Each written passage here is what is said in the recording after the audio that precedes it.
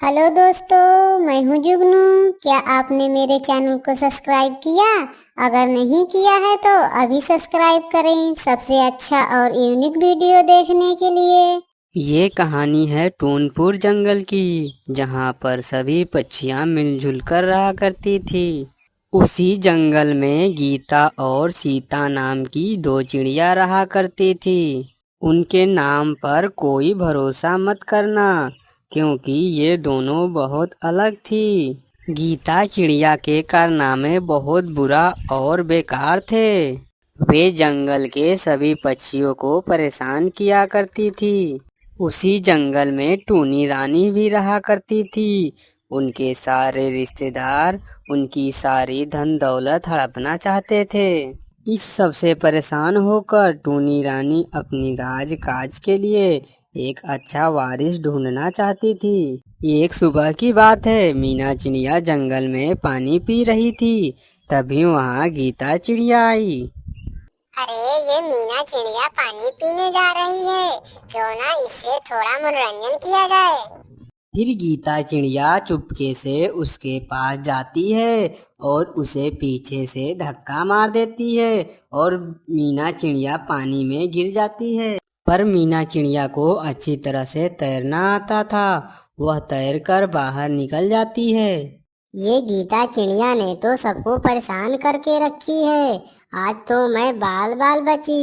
इसकी शिकायत उसकी बहन सीता से करूंगी। मीना ये बात जाकर सीता चिड़िया को बताती है।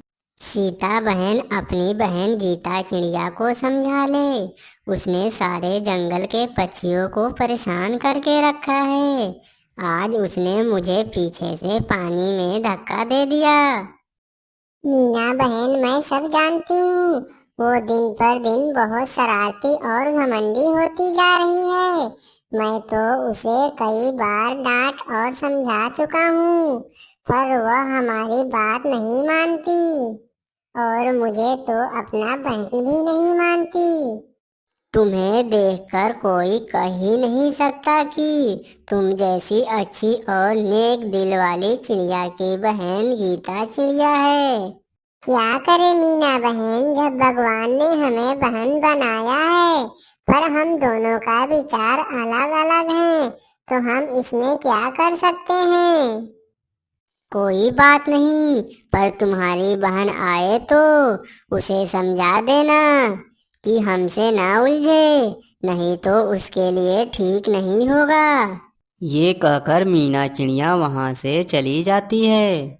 अगले सुबह पप्पू चिड़ा के पापा मम्मी बाहर जाने वाले थे। उस समय पप्पू चिड़ा बहुत छोटा और कमजोर था। तभी वहाँ गीता चिड़िया आती है। बेटी गीता, मेरे पप्पू बेटे का ध्यान रखना। हम दोनों शहर की ओर जा रहे हैं। ठीक है आंटी जी, मैं ध्यान रखूंगी। पप्पू की माँ ये कहकर चली जाती है। गीता चिड़िया कुछ देर अपने मन में सोचती है और कहती है, पप्पू चिड़ा के पापा मम्मी मुझे नौकर समझ रखा है। मैं किसी का क्यों देख रेख करूं? वैसे भी कोई देख भी नहीं सकता। मैं जंगल में घूम कर आती हूँ। पप्पू चिड़ा वहाँ भूख प्यास से तड़प रहा था। तभी वहाँ सीता चिड़िया आती है। क्या हुआ पप्पू बेटा? तुम्हारे मम्मी पापा कहाँ हैं? दीदी, पापा मम्मी कुछ दिनों के लिए बाहर गए हुए हैं और मुझे बहुत भूख लगी है। क्या मेरे लिए कुछ दाने ले आओगी? पर ये काम तो मेरे मम्मी पापा ने गीता दीदी को दिया था, पर वह पता नहीं कहाँ चली गई। कोई बात नहीं पप्पू बेटा, मैं अभी गई और अभी दाने लेकर आई। फिर सीता चिड़िया पप्पू को भरपेट खाना खिलाती है और उसका देखभाल करती है और वह पूरा दिन उसके देखभाल में बिता देती है। फिर एक दिन सीता और गीता चिड़िया में लड़ाई हो गई और गुस्से में गीता चिड़िया ने सीता चिड़िया को घर से बाहर निकाल दिया। सीता, तू निकल जा मेरे घर से। काम काज तो करती नहीं, मुफ्त की रोटियां तोड़ती हो। पर याद रखना, तुझे तो अपने घर में कोई भी ना रखे। बहन ऐसा मत करो, मैं कहाँ जाऊंगी, कहाँ रहूंगी? मुझे नहीं पता कहाँ जाएगी, क्या करेगी, बस तू मेरे घर से निकल जा। सीता चिड़िया वहां से उदास होकर चली जाती है। सीता चिड़िया जंगल में यहाँ वहाँ भटकती रहती है और यहाँ वहाँ से फल फूल खाकर अपना पेट भरती है। वह एक पेड़ के नीचे बैठकर कुछ सोच रही थी। तभी वहां से टूनी रानी जा रही थी। सीता को देखकर उनके पास गई। अरे सीता चिड़िया, क्या हुआ तुम्हें? तुम इतना उदास क्यों हो?